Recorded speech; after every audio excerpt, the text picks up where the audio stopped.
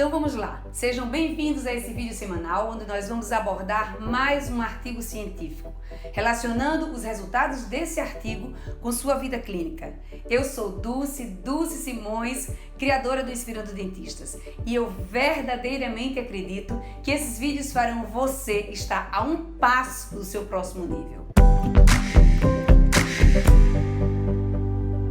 Se você ainda não sabe do nosso projeto de 2017, é trazer toda semana para vocês um artigo onde nós vamos falar sobre esse artigo, mostrar como foi feito, os seus objetivos, os resultados e ao final nós vamos comentar sobre a importância clínica desse artigo e que sacadas nós podemos tirar dessas informações. O que nós podemos agregar ao nosso dia a dia? Vamos trazer essas informações do meio acadêmico, apenas do meio acadêmico, para o nosso mocho, para o nosso dia a dia, para a nossa mão na massa, para a nossa prática. E se você não tem tempo de ver os vídeos, se você não tem tempo de assistir ao nosso canal, baixe o aplicativo podcast e escute lá. Escute na corrida, no carro, na esteira, aonde você estiver. Só não deixe de assistir. Não deixe também de comentar, de compartilhar e de contar para todo mundo sobre o Inspirando Dentistas, sobre o nosso projeto. Mas vamos para a ação. Pois bem, hoje nós estamos aqui com um artigo que foi publicado recentemente na revista Dental Press, de 2015. Quem tiver interesse em ler o artigo na íntegra, eu disponibilizo o PDF desse artigo na nossa página inspirandodentistas.com.br. Vale a pena ler o artigo inteiro. Vamos deixar de preguiça, vamos colocar as nossas mentes para pensar, vamos nos tornar mais críticos quanto às informações, quanto às publicações. Pois bem, esse artigo ele tem um título muito interessante que foi o que me chamou a atenção. Efeito citotóxico de agentes clareadores na polpa, estudo in vivo. Imagino que você já ficou de cabelo em pé, né? Quando a gente fala em efeito citotóxico e clareamento dental, todo mundo fica interessado. Eu, por exemplo, também fiquei, e fiquei mais ainda quando eu vejo que essa pesquisa ela foi feita em vivo, o que é muito mais difícil da gente encontrar nas publicações. Nós já sabemos que hoje existe uma verdadeira loucura pelos dentes brancos. Nós temos uma variedade enorme de materiais, nós temos uma variedade enorme de técnicas. Mas embora a gente tenha muitos materiais, a gente tenha muitas técnicas de clareamento dental, esse clareamento ele consiste basicamente na aplicação de um agente oxidante. Esse agente oxidante ele é colocado sobre os dentes com o objetivo de que esse material ultrapasse o esmalte e chegue à dentina.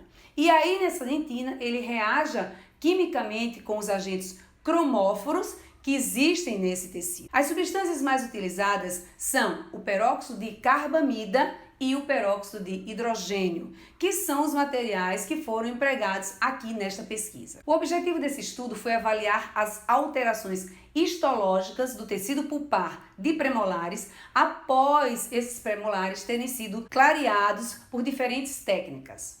Foram usados 40 premolares, divididos em grupos de 10 para cada grupo, 10 dentes para cada grupo, onde foram empregados o peróxido de carbamida 10%, o peróxido de carbamida 16% e o peróxido de hidrogênio a 38%, com aplicação de luz e sem aplicação de luz.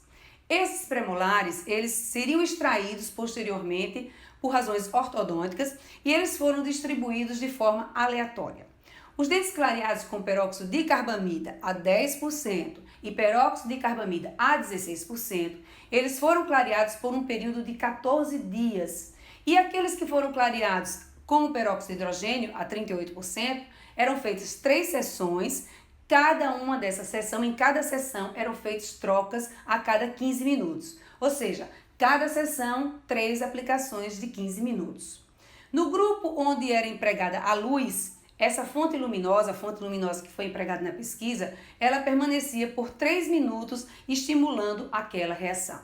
Isso tudo era feito apenas num lado, do lado que servia como lado controle. Esse lado ele não recebia nenhum tipo de clareamento. O nome está dizendo, é o grupo controle. Após esses tratamentos, após as técnicas, cada grupo que daquele jeito que já foi descrito, ele era extraído e eram preparados para uma análise histológica e submetidos a uma análise estatística.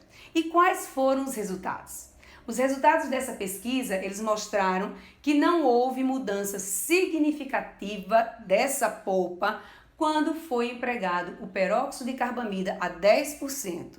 E que não houve também uma grande alteração, mas apenas uma alteração moderada, quando o uso foi do peróxido de carbamida a 16%. Porém, meus amigos, quando o material usado foi o peróxido de hidrogênio a 38%, com e sem a fonte luminosa, as alterações variaram de moderada a severa. O grupo controle ele foi muito parecido com o peróxido de carbamida a 10%. E as características histológicas elas eram bem parecidas. Quando era empregado o peróxido de carbamida a 16%, já começou a haver uma discreta mudança, com uma redução, por exemplo, na quantidade de fibras colágenas, que passaram a se apresentar um pouco mais desorganizadas. Além disso, foi observado um aumento da quantidade de células inflamatórias na matriz extracelular. Nada muito sério, apenas uma alteração suave. Mas no grupo 3, onde foi usado o peróxido de hidrogênio a 38%, sem luz, foi vista uma redução e uma desorganização dessas fibras colágenas. Houve também um aumento da angiogênese, interrupções na integridade da camada odontoblástica e um aumento no número de focos de infiltrado inflamatório. As mesmas alterações que foram encontradas no grupo 3, elas também foram encontradas no grupo 4, mas com um detalhe, tudo num nível muito mais severo, ou seja, as inflamações eram mais severas. Quando se usou a luz, a situação foi pior. Conclusão desse trabalho, quando se empregam altas concentrações de peróxido de hidrogênio, a polpa sente. Esses materiais se mostram mais agressivos. Os autores, eles consideram que isso pode acontecer porque esse material, o peróxido de hidrogênio, ele tem uma alta difusão. E essa alta difusão, ela é diretamente relacionada com o aumento da sua concentração. Quanto maior a concentração, maior a difusão e maiores as alterações. Ou seja, o peróxido de carbamida 10% é o agente clareador mais seguro, claro, usado dentro das suas recomendações. Eu, particularmente, concordo com esse artigo, prefiro usar os materiais mais brandos e mais seguros. Gosto de usar o peróxido de carbamida a 10%. Essa é a minha, vamos dizer assim, a minha vida. Se você gostou desse vídeo, compartilhe, comente, coloque um like, conte para os seus amigos e se ainda não visitou a nossa página, dê uma passadinha lá, inspirandodentistas.com.br. E não esqueçam de baixar o aplicativo podcast. Nos procure por lá, Inspirando Dentistas, e escute os nossos vídeos. Como eu já disse no começo do vídeo, escute correndo, andando no carro ou até mesmo quando você está em atendimento.